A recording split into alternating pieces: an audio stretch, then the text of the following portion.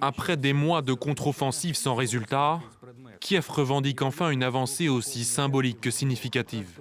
Les forces ukrainiennes ont annoncé s'être implantées sur certaines positions de la rive est du Dniepr dans la région de Kherson, une rive contrôlée par les Russes.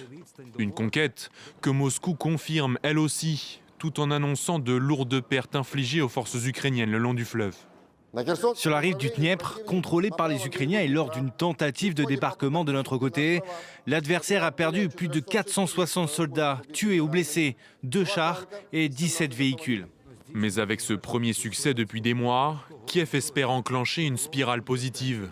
D'abord sur le terrain militaire, où ces nouvelles positions doivent permettre de renforcer l'assaut dans le sud, si les forces ukrainiennes parviennent à déployer des hommes et du matériel dans cette zone difficile d'accès.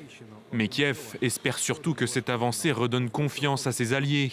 L'Ukraine craint un effet de lassitude, alors que les yeux de la communauté internationale sont tournés vers Israël et la bande de Gaza. Le président Volodymyr Zelensky a déploré jeudi que les approvisionnements en armes indispensables à sa contre-offensive diminuent, au moment même où le ministre allemand de la Défense a averti que le million de munitions promis à l'Ukraine avant le printemps ne pourrait être livré.